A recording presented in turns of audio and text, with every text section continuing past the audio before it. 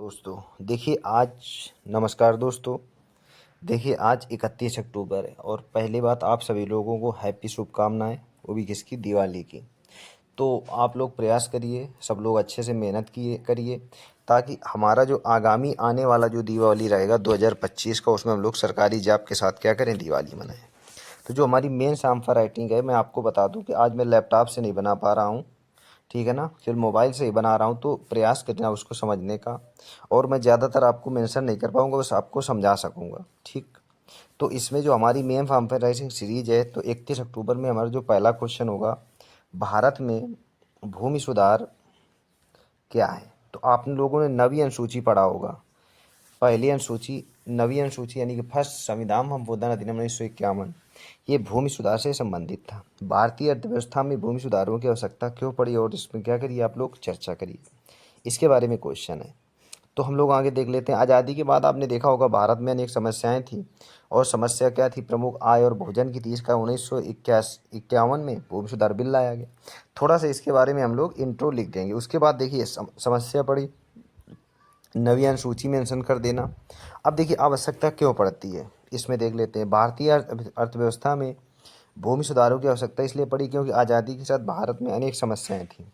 जैसे समस्याएं कौन कौन सी हैं, कम जमीन पर अधिक उत्पादकता, भारत की अर्थव्यवस्था में कृषि का योगदान कम योगदान है, लगभग माना जाता है कि बहुत कम योगदान था, है ना, समानता के लिए, सभी को आत्मनिर्भर बनाने के लिए, तथा स्वरोजगार और अच्छा स्वास्थ्य, ठीक है।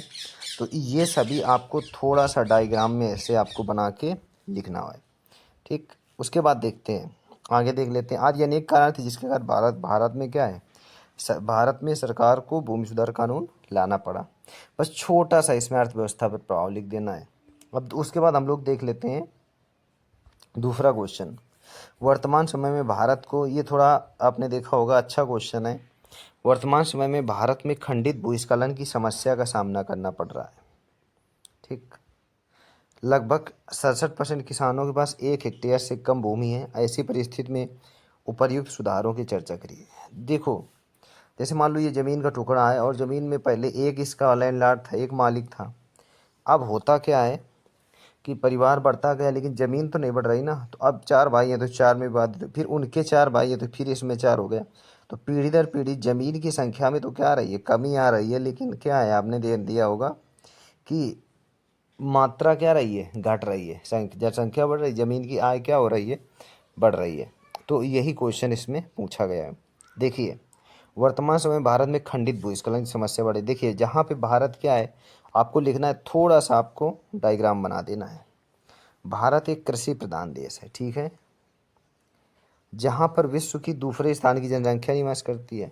इस कारण यहाँ पर अनेक प्रकार की समस्याओं का सामना करना पड़ता है। जैसे कौन कौन समस्याएं, स्वास्थ्य, शिक्षा, भोजन आदि। इस कारण सामूहिक एकाकी परिवार में क्या कर रहे हैं, बदल रहे हैं। ये सब समस्याएं, तो लोग सामूहिक परिवार से एकाकी परिवार में बदल रहे हैं, ठीक। और एक चीज़ समझिए, इस कारण किसानों की भूमि को कई भागों में बंटने के कारण भारत में भूमि स्खलन की क्या है, समस्या का सामना करना पड़ रहा है। वर्तमान समय में 67% लोगों के पास 1 हेक्टेयर से क्या है, कम भूमि है। आप ये समझिए भाई, जब समस्या पड़ी तो लोग क्या करने लगे, जो व्यक्ति अब कमाता है वो अपना परिवार लेके अलग हो गया, फिर जो व्यक्ति कमाता है वो अपना परिवार लेके अलग हो गया। तो ऐसे भूस्खलन क्या है, समस्याएं बढ़ रही हैं। अब देखते हैं हम लोग आगे।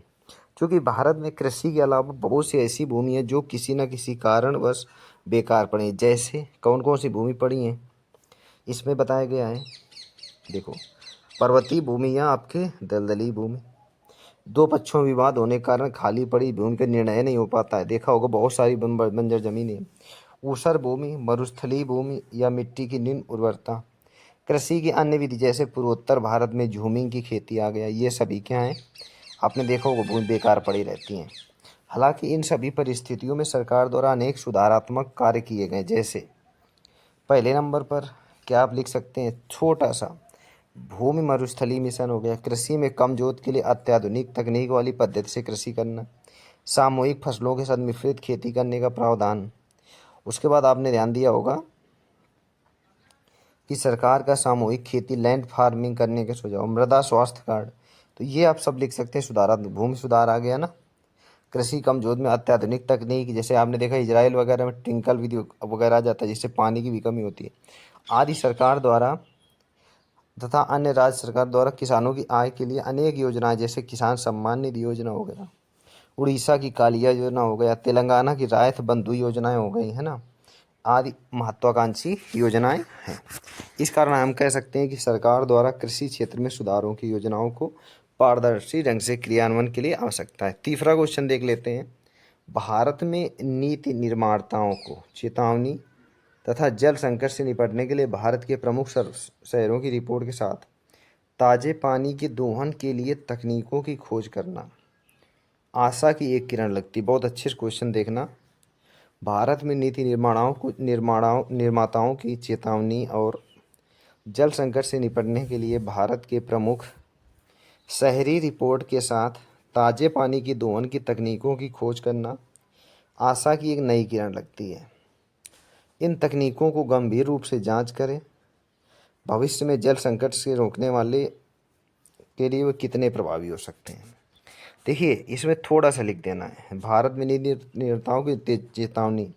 देखिए भारत विश्व में सबसे अधिक जल दोहन करने वाला क्या है देश है। ताज़ा आंकड़ों के अनुसार विश्व में लगभग 600 मिलियन लोग 2030 तक जल संकट के शिकार होंगे, जिसमें सबसे ज़्यादा कौन से होंगे, भारतीय। चूँकि भारत के 5 बड़े शहर वर्तमान में जल संकट से गुजर रहे हैं, समझ रहे हो ना। हालांकि भारत में जल संकट आने का एक बड़ा कारण प्रौद्योगिकी तथा कृषि प्रधान देश है, जिसमें सर्वाधिक मात्रा में जल का प्रयोग कई सारे कृषि कार्यों में होता है। जैसे ये दिल्ली, मुंबई, चेन्नई, मुंबई, कोलकाता, ये सब बना सकते हैं हम लोग। ये हो गया थोड़ा सा डायग्राम। उसके बाद कृषि क्षेत्र में कहाँ कहाँ पर लगता है, जैसे कृषि में 65% जल का प्रयोग होता है, ठीक है ना। अन्य में 15% है। विनिर्माण में आपने देखा 8%, घरेलू क्षेत्र में 8%, सेवा क्षेत्र में आपके 4% का प्रयोग होता है। उसके बाद हम लोग आगे देख लेते हैं। इसके अलावा अन्य कारण जैसे इसमें क्या कारण से रहता है। पहले बात, वर्षा का जल का संचय न होना, अशिक्षा हो जाती है, कृषि में पुरानी पद्धति का प्रयोग होना, जागरूकता का अभाव, समझ रहे हो कि नहीं। उसके बाद आप देखिए आदि बड़े कारण हैं जो भारत में जल संकट के लिए क्या हैं, उत्तरदायी हैं।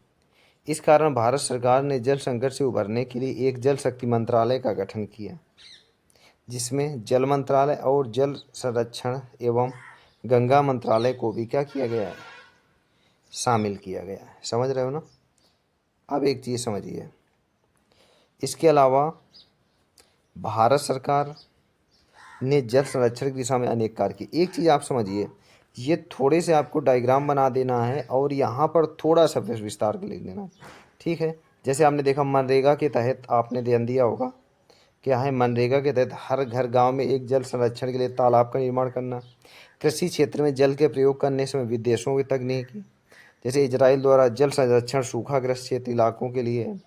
चूँकि भारत सरकार द्वारा जल संरक्षण के लिए एक प्रभावकारी कदम है, अतः इसके लिए प्रौद्योगिकी नहीं बल्कि जन भागीदारी की भी क्या है, आवश्यकता है।